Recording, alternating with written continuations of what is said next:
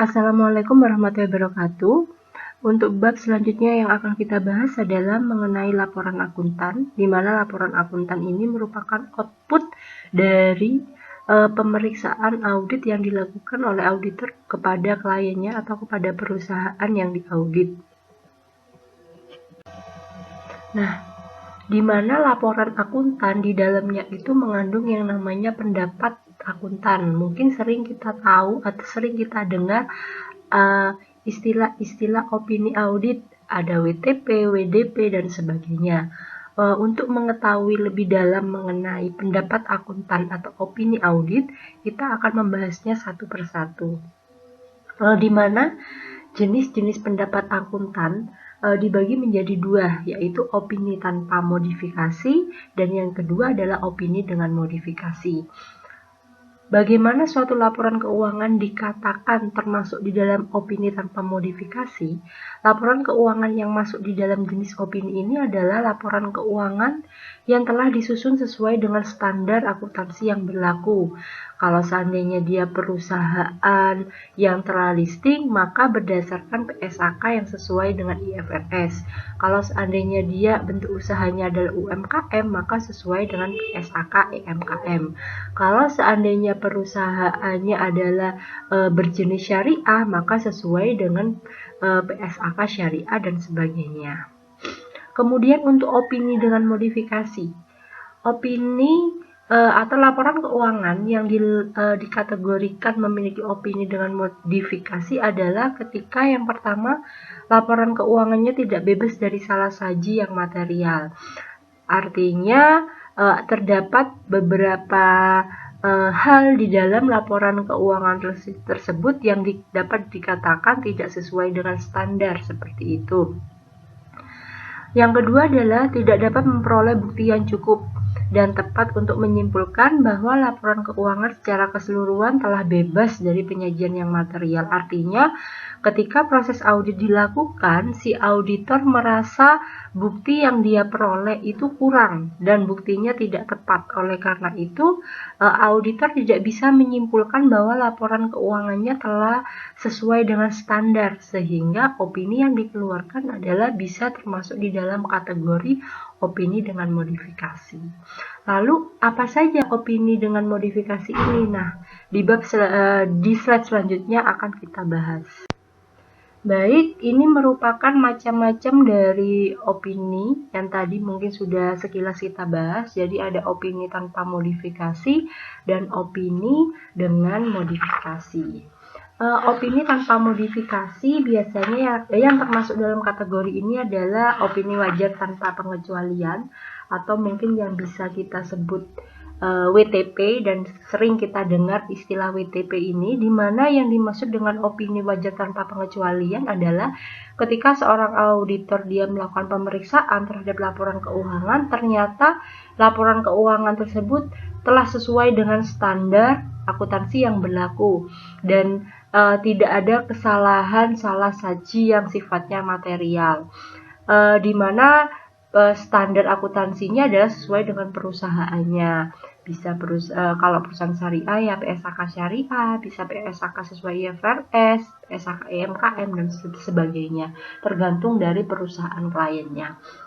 Kemudian yang berikutnya adalah opini dengan modifikasi, di mana opini dengan modifikasi ini ada 3 jenis. Yang pertama adalah wajar dengan pengecualian atau WDP, kemudian ada opini tidak wajar, dan yang ketiga adalah opini tidak menyatakan pendapat.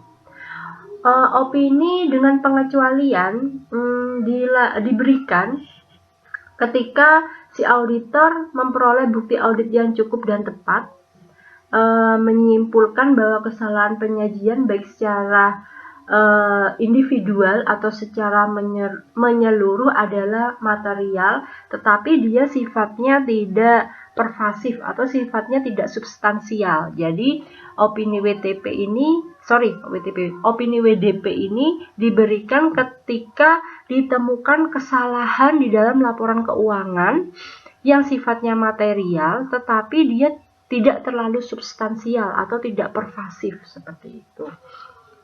Yang kedua, bisa juga diberikan opini WDP ini karena si auditor merasa bahwa bukti audit yang diperolehnya kurang, sehingga dia masih kurang yakin kalau seandainya dia akan memberikan opini WTP. Seperti itu. Kemudian opini tidak wajar.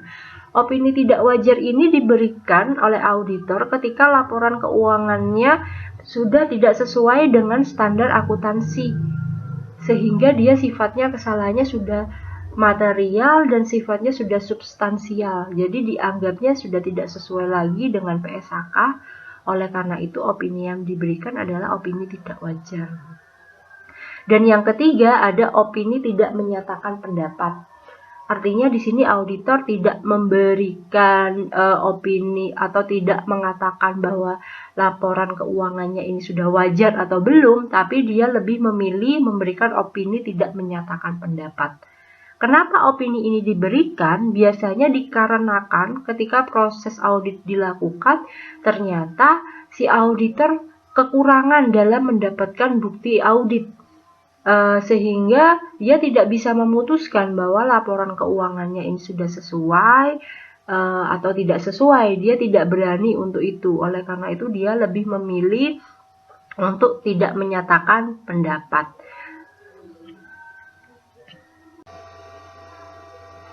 Oke, kita ke struktur laporan auditor terlebih dahulu. Jadi, di dalam laporan auditor itu isinya tidak langsung berisi opini dari laporan keuangannya, tetapi ada struktur atau hal-hal apa saja yang ada di dalam laporan auditor tersebut. Yang pertama yang pasti adalah judul.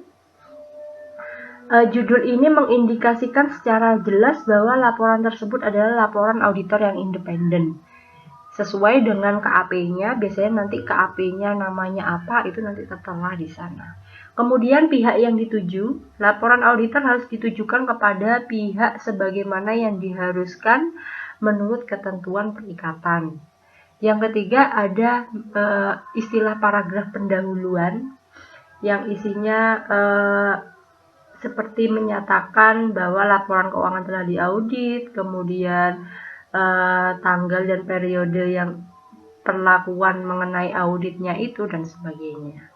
Kemudian yang keempat ada tanggung jawab manajemen atas laporan keuangan. Bagian ini menjelaskan tanggung jawab pihak-pihak dalam organisasi yang bertanggung jawab atas penyusunan laporan keuangan. Selanjutnya ada tanggung jawab auditor. Tanggung jawab auditor menjelaskan bahwa audit dilaksanakan berdasarkan standar audit yang ditetapkan oleh Ikatan Akuntan Publik Indonesia, seperti itu. Kemudian yang keenam baru dia mengenai opini auditornya. Ya tadi, opini auditornya harus dijelaskan dia termasuk yang WTP, WDP, tidak wajar atau disclaimer seperti itu. Jadi ini ada di bagian paragraf ke-6 seperti itu. Kemudian yang berikutnya ada tanggung jawab pelaporan lainnya, merupakan tambahan terhadap tanggung jawab auditor berdasarkan SA untuk melaporkan laporan keuangan. Maka tanggung jawab pelaporan lain tersebut harus dinyatakan dalam suatu bagian terpisah dalam laporan audit seperti itu. Kemudian berikutnya ada tanda tangan auditor, tanggal laporan audit, dan alamat auditor.